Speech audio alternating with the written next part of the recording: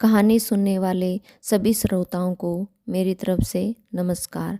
आज हम सुनते हैं सोमवार व्रत की कथा। एक नगर में एक सेठ रहता था। उसे धन ऐश्वर्य की कोई कमी न थी, फिर भी वह बहुत दुखी था क्योंकि उसके कोई पुत्र नहीं था।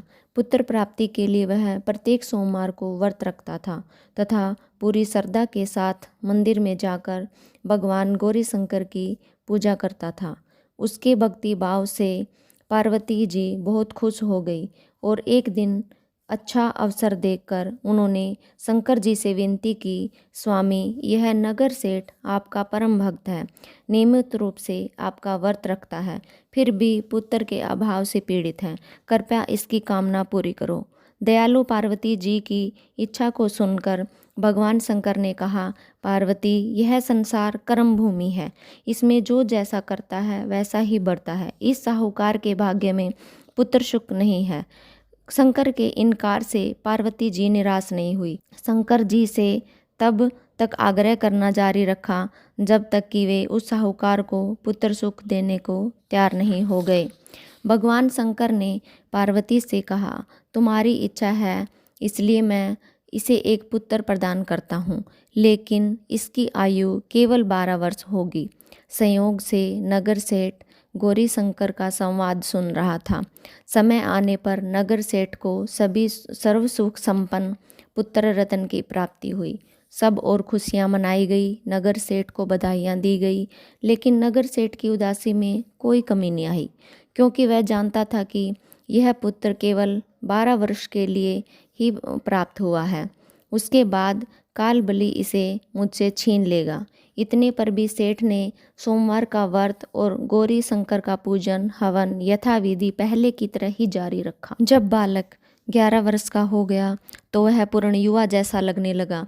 सभी चाहने लगे कि उसका विवाह कर दिया जाए। नगर सेठानी का भी यही आग्रह था, किंतु नगर सेठ पुत्र के विवाह को तैयार नहीं हुआ। उसने अपने साले को बुलवाकर आदेश दिया कि वह पर्याप्त धन लेकर पुत्र सहित काशी के लिए कूच करे और रास्ते में भजन तथा दान दक्षिणा देता हुआ काशी पहुंचकर सर्व विद्या में पूर्ण बनाने का प्रयास करें। मामा भांजे काशी के लिए रवाना हुए। हर पड़ाव पर वे यज्ञ करते, ब्राह्मणों को भोजन कराते और दान दक्षिणा देकर दिनहीनों को संतुष्ट करते। इस प्रकार वह काशी की ओर बढ़ रहे थे। बीच में एक नगर पड़ा था और उस दिन नगर के राजा की कन्या का विवाह था। बारात आ चुकी थी, किंतु वर पक्ष वाले भयभीत थे क्योंकि उनका वर एक आंख से काना था। उन्हें एक सुंदर युवक की आवश्यकता थी। गुप्तचरों से राजा को जब नगर सेठ के पुत्र के गुण की चर्चा का पता चला तो उन्होंने मामा भांजे को अपने पास बुलाकर अपना उद्देश्य बताते हुए यह यकीन दिलाया कि विवाह को पूरा होने तक लड़का यदि दूल्हा बना रहेगा तो वे उन दोनों को बहुत अधिक धन देंगे और उनका एहसान भी मानेंगे। नगर सेठ का लड़का इस बात के लिए राजी हो गया। कन्या पक्ष के लोगों ने राजा की पुत्री के भाग्य की बहुत सराहना की कि उसे कितना सुंदर वर मिला है। जब सेठ का पुत्र विदा होने लगा तो उसने राजा की पुत्री की चुनरी पर लिख दिया कि तुम्हारा विवाह मेरे साथ हुआ है। मैं राजा का लड़का न होकर नगर सेठ का पुत्र हूँ और विद्यादान के लिए काशी जा रहा हूँ। राजा का लड़का तो काना है। राजा की लड़की ने अपनी चुनरी पर कुछ लिखा हुआ देखा तो और उसे पढ़ा। विदा के समय काने लड़के के साथ जाने से इनकार कर दिया। राजा की बारात खाली हाथ लौट गई। नगर सेठ का पुत्र काशी जाकर पूरी श्रद्धा और भक्ति से विद्या अध्ययन में जुट गया। उसके मामा ने यज्ञ और दान पुण्य का क्रम जारी रखा। जिस दिन लड़का पूरे 12 वर्ष का हो गया उस दिन भी और दिनों की तरह ही यज्ञ आदि हो रहे थे। तभी उसकी तबीयत खराब हुई। वह भवन के अंदर के कमरे में ही जाकर लेट गया। थोड़ी देर में मामा पूजन करने को उसे लेने के लिए आए तो उसे मरा हुआ देखा। मामा को बहुत ज़्यादा सदमा लगा, लेकिन जब उसे होश आया तो उसने सोचा, अगर मैं रोया चिल्लाया तो पूजा में विघ्न पड़ेगा, ब्राह्मण लोग भोजन त्याग कर चल देंगे। उसने धैर्य धारण कर समस्त कार्य निपटाया और बाद में जोर जोर से रोना शुरू कर दिया तो उसे सुनकर सभी के हृदय विदीर्ण होने लगे। सौभाग्य से उसी समय उसी रास्ते से गौरी शंकर जा रहे थे।